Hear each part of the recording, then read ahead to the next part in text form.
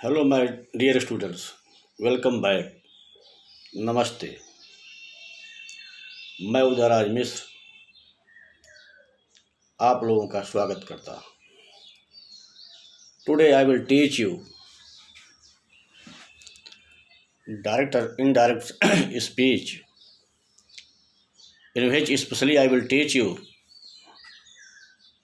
interrogative sentences, question sentences. I will tell you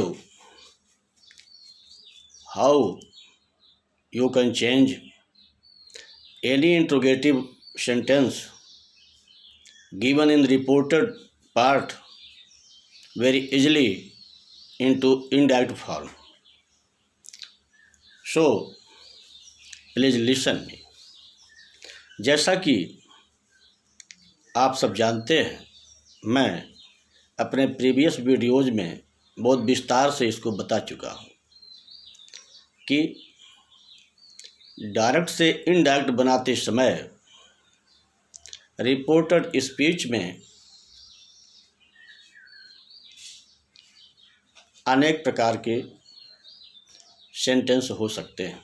साधारण वाक्य हो सकता है, प्रश्नवाचक हो सकता है, रिक्वेस्ट और कमांड हो सकता है, एडवाइज हो सकता है।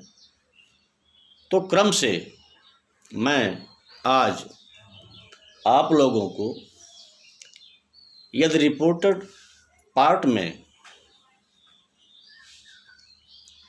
क्वेश्चन सेंटेंस दिया गया हो तो how you can change that question sentence into indirect form very easily, मैं यह बताने का प्रयास कर रहा हूँ। प्रिय विद्यार्थियों, we know that interrogative sentences are of two types. प्रिय विद्यार्थियों, हम लोग जानते हैं कि प्रश्नवाचक वाक्य दो प्रकार के होते हैं।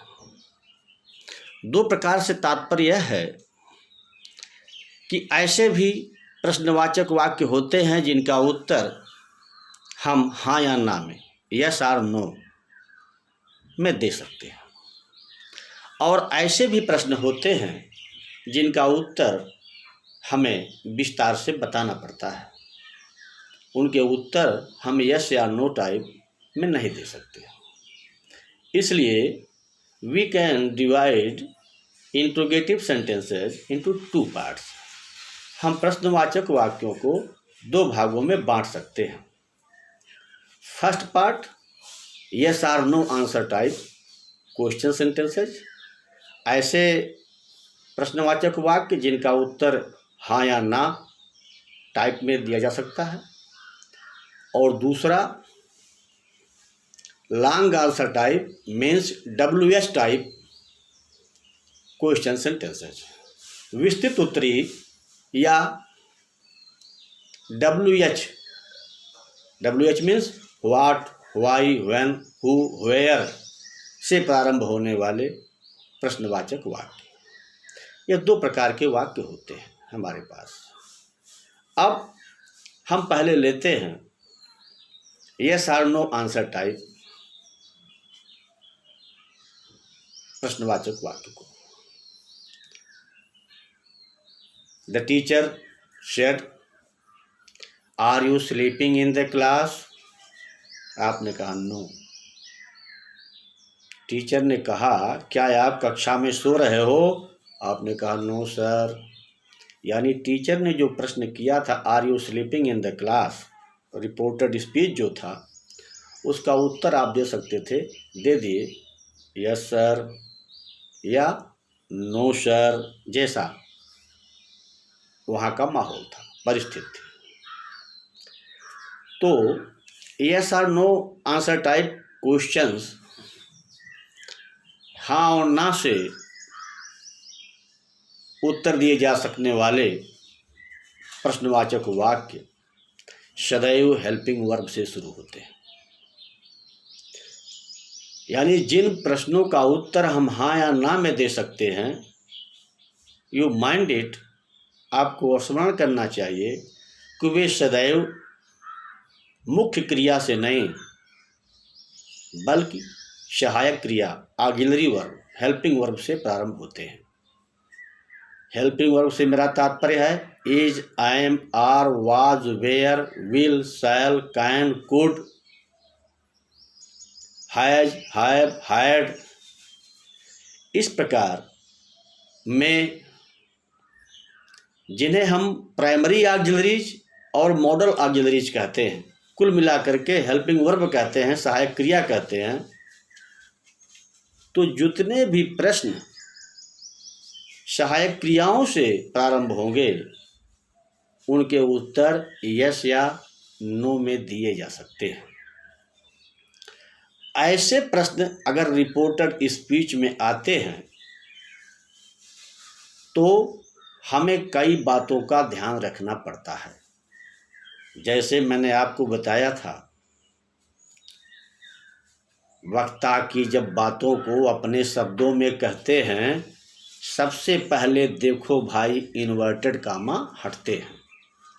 कंजंक्शन का कर प्रयोग तब वाक्य बनाए जाते हैं, बनने वाले वाक्य सभी इनडायरेक्ट हो जाते हैं। तो first of all we have to use conjunction. अब यहाँ सबसे पहले हमें कंजंक्शन का प्रयोग करना है। हमारे पास हमने बताया था कि we have 3 conjunctions, that, if और वेदर। तो दैट का प्रयोग तो हम वहाँ करते हैं जहाँ पर साधारण वाक्य है या साधारण से नेगेटिव वाक्य है, यानी that is used specially in assertive and negative sentences. यहाँ पर ना तो हम असर्टिव की बात कर रहे हैं ना तो नेगेटिव की बात कर रहे हैं, इसलिए यहाँ पर हमारी बात इंट्रोगेटिव की है, क्वेश्चन की है। इसलिए पहली बात आपको स्मरण करना चाहिए कि in all types of question sentences that conjunction is not used. प्रश्नवाचक किसी भी वाक्य में जो रिपोर्टेड स्पीच में हो, उसको डायरेक्ट से बताते हुए इनडायरेक्ट में हम दैट कंजंक्शन का प्रयोग नहीं करते हैं। अब दैट का प्रयोग नहीं हुआ तो हमारे पास बचा इफ या वेदर। दोनों का मतलब एक होता है। हम इफ का प्रयोग कर सकते हैं या वेदर का प्रयोग कर सकते हैं। कुछ ऐसे केस होते हैं जहां केवल वेदर का प्रयोग होता है, इफ का प्रयोग नहीं होता है, वो आगे हम आपको बताएंगे। तो मैं आपसे यस और नो आंसर टाइप क्वेश्चंस पर बात कर रहा था। तो यस और no answer type reported speech के जितने भी सेंटेंस होंगे वो हेल्पिंग वर्ब से शुरू होंगे, जिनके उत्तर हाँ और ना में दिए जा सकते हैं।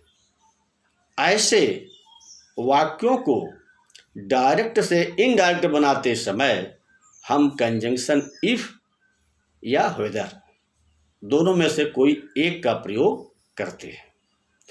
और इसके साथ साथ हमें उन सभी बातों को ध्यान में रखना पड़ता है जो असर्टिव में नियम लागू होते हैं। वो क्वेश्चन ही नहीं, सारे प्रकार के वाक्यों पर वो नियम लागू होते हैं। जैसे नियरनेस शब्दों में, नियरनेस वर्ड में परिवर्तन, कहीं हियर दिया होगा तो उसको देयर करना पड़ेगा, नाउ दिया होगा तो देन करना पड़ेगा।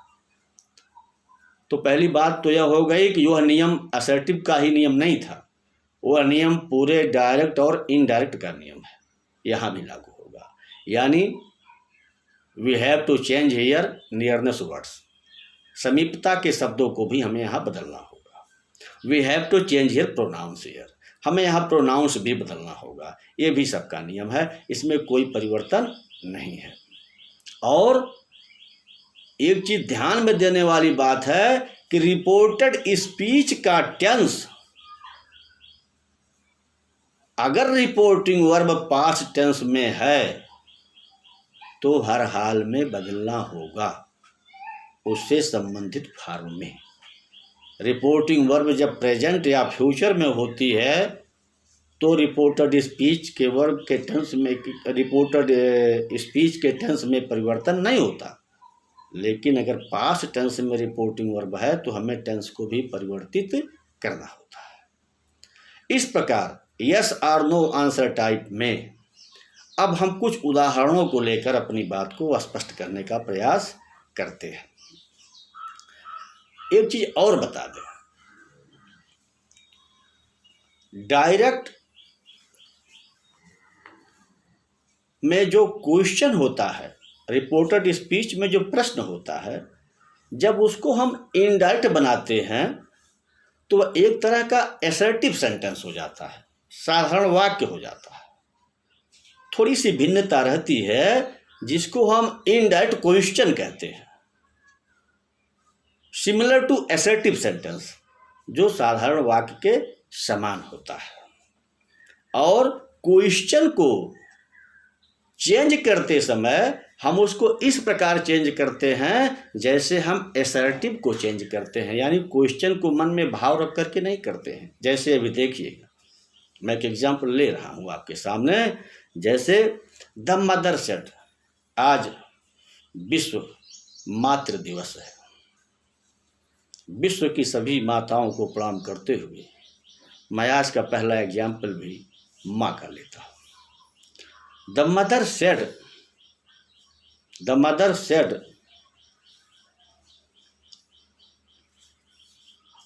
Is he ill. The mother said comma inverted comma में इज ही इल, माँ ने कहा क्या वह बीमार है, क्या वह बीमार है। कहें कबीर एक बुद्धि विचारी, बालक दुखी दुखी महतारी। आज मातृ दिवस है, सभी माताओं को प्रणाम करते हुए मैं उनका एग्जाम्पल ले रहा हूँ। The mother said comma inverted comma में इज ही इल। अब आप देखिए कि रिपोर्टेड स्पीच का वाक्य है इज ही इल। यहाँ इज क्या है? हेल्पिंग वर्ब है। हेल्पिंग वर्ब जिससे से प्रारंभ होने वाला क्वेश्चन हमेशा यस और नो आंसर टाइप होता है। जैसे इज ही इल, क्या वो बीमार है? यस, नो, जो उसके मन में आवे, जैसी परिस्थिति हो। तो यह जो रिपोर्टेड स्पीच हमारा हो गया वह प्रश्न इंट्रोगेटिव वाक्य तो है, प्रश्नवाचक वाक्य तो है, लेकिन यस और नो टाइप इंट्रोगेटिव सेंटेंस है। तो यहाँ पर हम कंजंक्शन का यूज करते हैं इफ या वेदर, इफ या वेदर, और टेंस में परिवर्तन करते हैं। Is he ill simple present है, इसका सिंपल पास्ट बना देते हैं। इसका मतलब जो इज होता है उसकी जगह क्या आ जाता है? वाज आ जाता है। तो हो जाएगा अब द मदर शेड। आप शेड के आगे कोई भी ऑब्जेक्ट नहीं है। हम अब तक ऑब्जेक्ट न दिए रहने पर रिपोर्टिंग वर्ब को एज इट इज लिख देते थे, लिख सकते हैं, लेकिन अलंकार एक शब्द होता है, फिगर्स ऑफ स्पीच। आप जानते हैं कि उपमा कालिदासस्य भारवेरर्थ गौरवम दंडिने पदलालित्यम माघे संधि त्रयोगुणा। शब्दों का ऐसा सुंदर प्रयोग होना चाहिए जिससे देखने वाला भी प्रभावित हो, अट्रैक्ट हो, आपका इंप्रेशन उसके ऊपर पड़े। तो we are changing here interrogative sentences. Interrogative means inquiry, पूछताछ। इसलिए यहाँ पर हम शेड को आस्क्ड या इंक्वायर्ड ऑफ में बदल देते हैं, इंक्वायर्ड ऑफ में बदल देते हैं। अब ध्यान देने वाली बात है, ऑब्जेक्ट अगर नहीं होता है, in the absence of object after reporting verb, reporting verb के बाद अगर ऑब्जेक्ट नहीं है, रिपोर्टर पार्ट में सब्जेक्ट रिपोर्टिंग वर्ब के बाद अगर ऑब्जेक्ट नहीं है तो हम केवल इनक्वायर्ड का प्रयोग करते हैं, इनक्वायर्ड का प्रयोग करते हैं। और अगर ऑब्जेक्ट है तो हम इनक्वायर्ड ऑफ का प्रयोग करते हैं। इंक्वायर्ड ऑफ का प्रयोग करते हैं, और शेड की जगह यहाँ पर हम आस्क्ड प्रयोग करते हैं, आस्क्ड, इसलिए कि हम इंट्रोगेशन में हैं, असर्टिव सेंटेंस में नहीं है। तो यहाँ पर हो जाएगा इंट्रोगेटिव, हमारा डायरेक्ट फॉर्म था the mother said is he ill, तो the mother asked, the mother asked, और सेड के बाद ऑब्जेक्ट नहीं था। अगर हम लगाना चाहे इंक्वायर्ड तो लगा सकते हैं, द मदर आस्क्ड अथवा इंक्वायर्ड, आस्क्ड अथवा इंक्वायर्ड ऑफ। इफ अब है इज ही इल, ये क्वेश्चन है, लेकिन इसको परिवर्तन कीजिए सामान्य की तरह, he is ill, he is ill, he is ill, is he ill, इसको लिखिए सामान्य भाषा में, ही इज इल, वो बीमार है, तो इसको परिवर्तन कर दीजिए, the mother asked if he was ill, he was ill, he was ill. यानी जो क्वेश्चन सेंटेंस दिया है उसको असर्टिव की तरह बनाइए, इनडायरेक्ट में आसानी हो जाएगी, नहीं तो झमेले में पड़ जाएंगे। दूसरा एग्जाम्पल भी हम आपसे ले सकते हैं कि हमने अभी बताया था कि इन यस और no answer type interrogative sentences we use conjunction if और वेदर। हमने बताया था यस और नो आंसर टाइप प्रश्नवाचक रिपोर्टेड वाक्यों में हम कंजंक्शन इफ या वेदर का प्रयोग करते हैं, लेकिन जहाँ पर चॉइस हो, चॉइस मीन्स आर लगा हुआ हो अथवा लगा हुआ हो, दोनों में से एक विकल्प ऑप्शन हो, कंडीशन लगा हो, वहां पर हम कभी भी इफ का प्रयोग नहीं करते। यानी in the situation of choice we use only and only conjunction whether in yes और no answer type questions given in reported speech. जहाँ चॉइस की बात होगी, विकल्प की बात होगी, वहाँ पर हम केवल वेदर का प्रयोग करते हैं। जैसे he said to me, he said to me, उसने मुझसे कहा, he said to me, will you go, will you go or stay here, he said to me comma inverted comma में will you go or stay here, उसने मुझसे कहा will you गो, क्या तुम जाओगे, और स्टे हियर, या यहाँ ठहरोगे, क्या तुम जाओगे अथवा यहाँ रुकोगे। तो यहाँ पर आर लग गया, ऑप्शन आ गया। जहाँ पर ऑप्शन होगा, चॉइस होगी, वहाँ पर हम यस और नो आंसर टाइप क्वेश्चंस का भी जो ऑक्सिलरी वर्ड से शुरू होते हैं, जो हेल्पिंग वर्ब से शुरू होते हैं, उनके उत्तर भी बनाते समय फ्रॉम डायरेक्ट टू इनडायरेक्ट में इफ कंजंक्शन का प्रयोग नहीं करते, केवल वेदर का प्रयोग करते हैं। तो ही सेड टू मी, यहाँ पर सेड टू को बदलना है, टोल्ड में नहीं बदलेगा, आस्क्ड, ही आस्क्ड मी। अब वही मैंने बताया है आपको कि यहाँ पर हम इंक्वायर्ड आप भी लगा सकते हैं, हम इंक्वायर्ड आप भी लगा सकते हैं।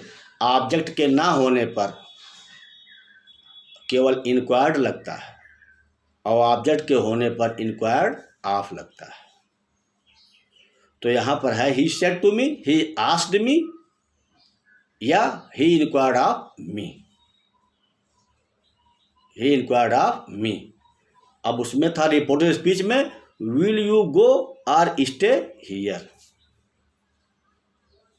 तो चूंकि चॉइस है इसलिए यहां पर इफ नहीं लगेगा, whether. He asked me, he inquired of me whether. अब will you go or stay here, इसको सामान्य बनाइए, will you go or stay here, he will go or stay here, तो इस तरह से हो जाएगा। अब will you go reported speech में था विल यू गो, यू था, सेकंड पर्सन था। Second person changes with according to object. Object क्या है? He said to me, me object है, मी इज फर्स्ट पर्सन, और दिया हुआ सब्जेक्ट जो रिपोर्टेड पार्ट में है वो है सेकंड पर्सन में। The second person changes with according to object, अब ऑब्जेक्ट है फर्स्ट पर्सन में, तो वहां पर यू चेंजेज इनटू आई, तो यू की जगह हो गया आई। ही आस्क्ड मी वेदर आई, और विल की जगह would, I would go or stay. He asked me whether I would go or stay. इस प्रकार से यह वाक्य हमारा जहाँ चॉइस का होगा, तो चॉइस के वाक्यों में हमेशा हम इफ का प्रयोग नहीं करते हैं, वेदर का प्रयोग करते हैं। अब कहीं कहीं रिपोर्टिंग पार्ट में डू और डज से भी शुरू होते हैं वाक्य। चूंकि आप जानते हैं कि प्रेजेंट टेंस का नियम है इंडेफिनिट में कि डू या डज जब पहले आते इंट्रोगेटिव वाक्य बनाते हैं। तो यहाँ पर आई वी यू डे जब आते, अपने संग डोंट को लाते, निगेटिव फॉर्म था। लेकिन हम इंट्रोगेटिव की बात है, डू या डज जब पहले आते इंट्रोगेटिव वाक्य बनाते। तो यदि किसी भी रिपोर्टेड स्पीच के वाक्य की शुरुआत डू या डज से है, ये भी हेल्पिंग वर्ब है, तो हम क्या करते हैं? तो डू या डज से जब किसी रिपोर्टेड स्पीच का वाक्य शुरू होता है तो हम डू और डज को हटा देते हैं। रिपोर्टेड स्पीच में से डू और डज को हटाकर सब्जेक्ट के बाद फर्स्ट फॉर्म की जो वर्ब होती है उसको सेकंड फॉर्म में बदल देते हैं।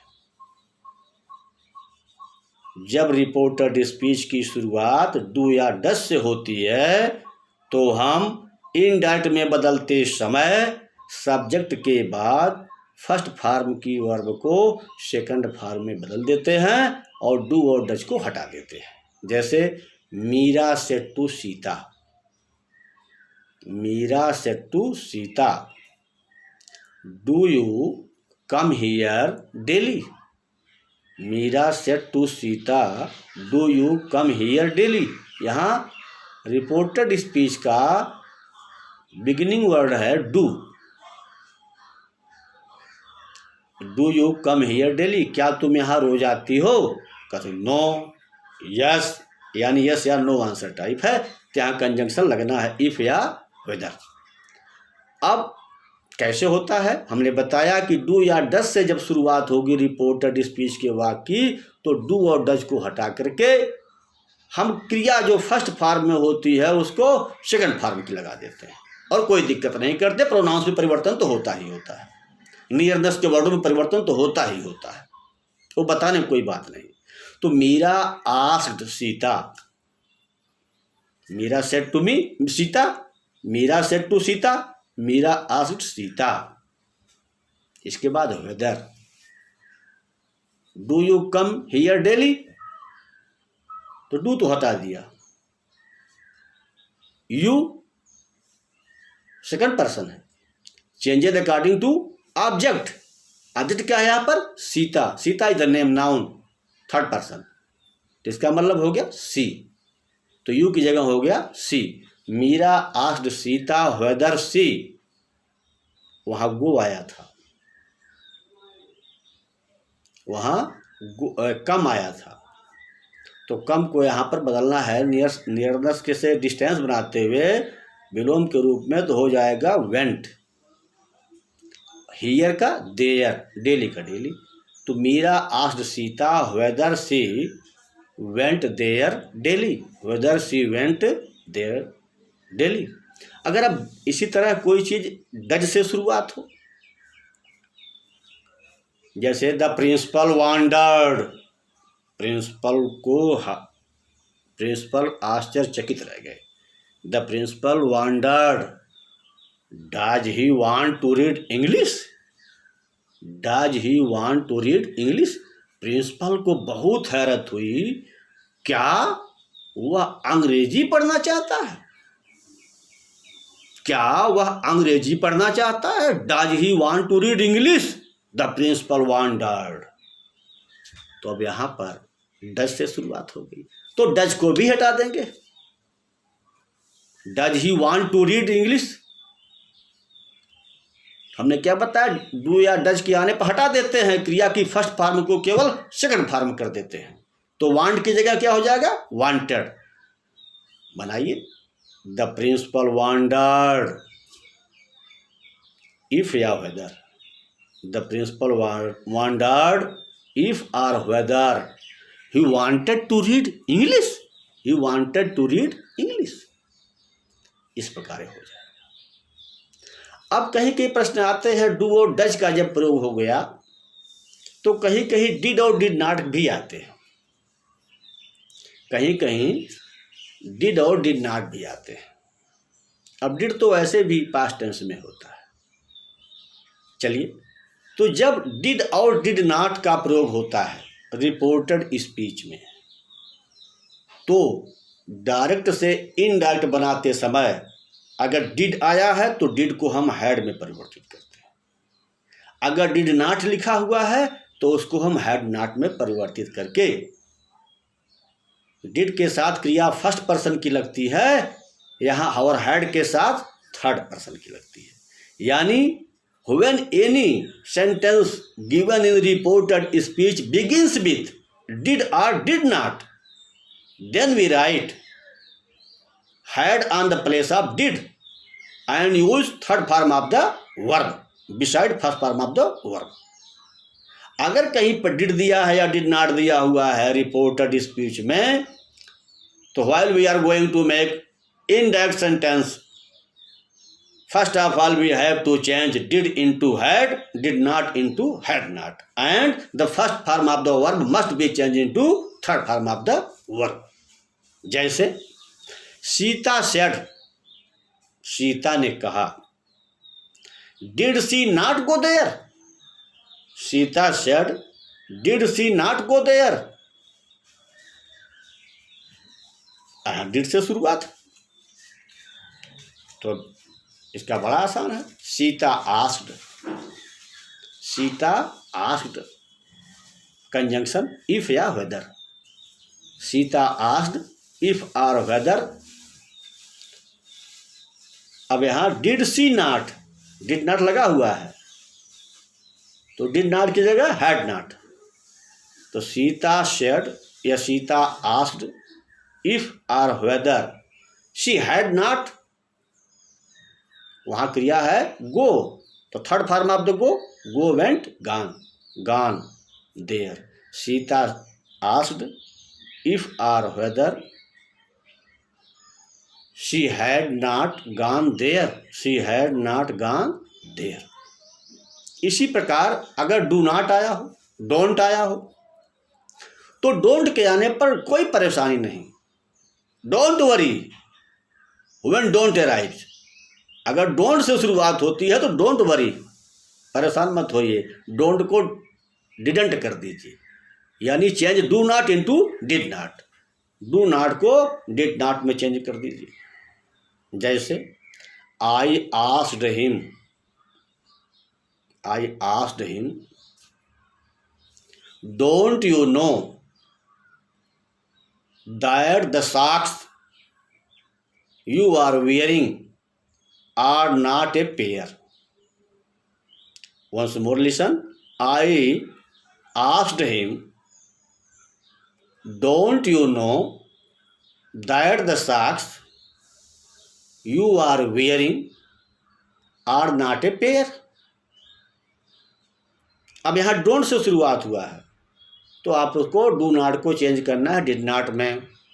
आई asked him, I asked him कोई परिवर्तन नहीं, क्योंकि कोई यहाँ पर लगेगा कंजक्शन इफ या वेदर, इफ लगा दिया तो आई asked him if he, do not है तो did not, if he did not know that the socks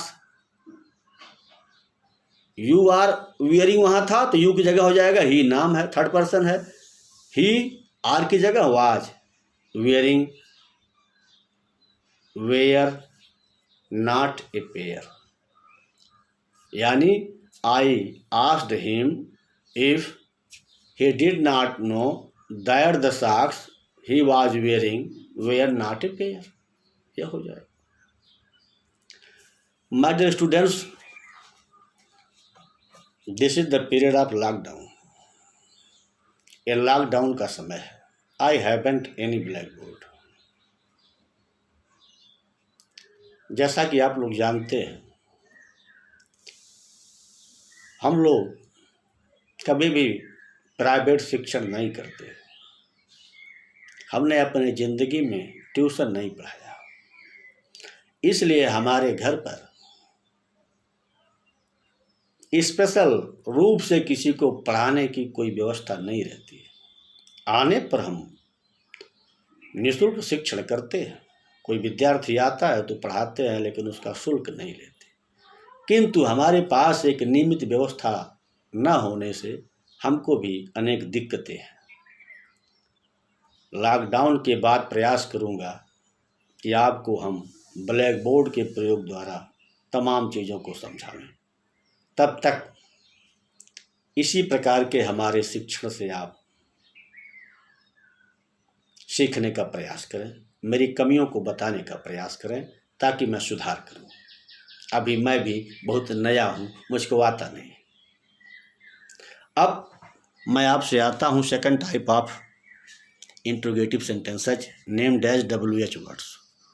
अब हम दूसरे प्रकार के प्रश्नवाचक वाक्यों पर आते हैं, जिसे WH वाक्य कहा जाता है। WH वाक्य इसलिए कहा जाता है कि इनकी बिगिनिंग जो होती है रिपोर्टेड स्पीच में what, when, why, where, who से होती है, जिनका पहला अक्षर W दूसरा H होता है, इसीलिए इनको WH कहा जाता है। तो my dear students, you must remember that in this situation, when reported speech begins with WH words, no conjunction is used.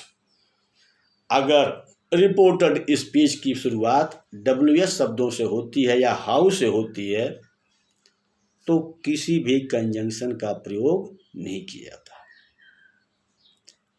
बल्कि जो WH वर्ड आते हैं ऑब्जेक्ट के बाद, उन्हीं से वाक्य आगे बढ़ता है। यानी जो interrogative sentence reported speech part में WH से बिगिन होंगे या हाउ से बिगिन हुए हैं, उनको इनडायरेक्ट बनाते समय हम किसी कंजंक्शन का प्रयोग नहीं करते हैं, शेष सारे नियमों को फॉलो करते हैं। और जब हम सब्जेक्ट के बाद आस्क्ड या इंक्वायर्ड ऑफ या रिक्वेस्टेड, कंप्लेंड, एडवाइज, रिक्वेस्टेड इत्यादि जब क्रियाओं के प्रयोग करते हैं, फिर ऑब्जेक्ट लिखते हैं, तो ऑब्जेक्ट के बाद हम इस WH वर्ड को लिखते हैं और आगे हम टेंस में परिवर्तन करते चले जाते हैं, नियरनेस वर्ड्स में परिवर्तन करते चले जाते हैं, प्रोनाउंस चेंज कर देते हैं। हमारा वाक्य बहुत आसानी से परिवर्तित हो जाता है। केवल हमें यहाँ पर कंजंक्शन का प्रयोग नहीं करना होता है। जैसे the teacher said how old are you. The teacher said how old are you. आप कितने उम्र के हैं, यानी आपकी उम्र कितनी है। अब इसका उत्तर आप यस या नो में नहीं दे सकते। How old are you, yes, no, ये कोई जवाब हुआ? कोई जवाब नहीं हुआ। यानी जो WH वर्ड या हाउ से शुरू होंगे वाक्य, उनका उत्तर हम या हाँ और ना में नहीं दे सकते। ऐसी स्थिति में हमें डायरेक्ट से इनडायरेक्ट बनाते समय कंजंक्शन का प्रयोग नहीं करना चाहिए। यहाँ कोई कंजंक्शन नहीं लगेगा, बल्कि ऑब्जेक्ट के बाद यही WH वर्ड या हाउ ही लिखा जाएगा और वाक्य बनेगा पुराने नियम से। जैसे the teacher said how old are you, तो द टीचर आस्क्ड, शिक्षक ने पूछा, या ऐसे प्रश्नों में वांटेड टू नो, जानना चाहा। The teacher wanted to know, ये भी लिख सकते हैं। या आस्क्ड पूछा, रिक्वेस्ट नहीं लिख सकते, एडवाइस नहीं लिख सकते, केवल दो में से एक। The teacher asked or wanted to know. अब हाउ ओल्ड, आर यू की जगह he was, how old he was, आपका वाक्य बन गया। इसी प्रकार एक दूसरा वाक्य लेते हैं। Radha said to Kanha, Radha said to Kanha, why did you not play yesterday. Radha said to Kanha, why did you not play yesterday. Radha ने कान्हा से कहा, तुमने कल क्यों नहीं खेला, तुम कल खेल क्यों नहीं खेले। अब क्यों नहीं खेले, इसका उत्तर हाँ और ना में नहीं है, यानी ये WH टाइप है। नो कंजंक्शन इज यूज्ड, किसी कंजंक्शन का प्रयोग नहीं होना। तो अब राधा आस्क्ड कान्हा या Radha wanted to know Kanha, चाहे जो कर दीजिए, राधा आस्क्ड कान्हा अथवा Radha wanted to know Kanha. फिर कहते हैं why did you not play yesterday, तो कान्हा के बाद व्हाई आ गया। राधा आस्क्ड कान्हा व्हाई, अब कान्हा नाम था, थर्ड पर्सन, यहाँ यू लगा, why did you not play yesterday, you लगा है तो यू ऑब्जेक्ट से, ऑब्जेक्ट कान्हा है, थर्ड पर्सन, तो यहाँ ही हो जाएगा। तो Radha asked Kanha why, did आने पर मैंने बताया था आपको हैड लगता है, व्हाई ही हैड नॉट, और क्रिया का थर्ड फॉर्म लगता है played, why he had not played. अब यस्टरडे, कल, यस्टरडे जहां आता है वर्ड ऑफ नियरनेस में, इसे हम द प्रीवियस डे कर देते हैं।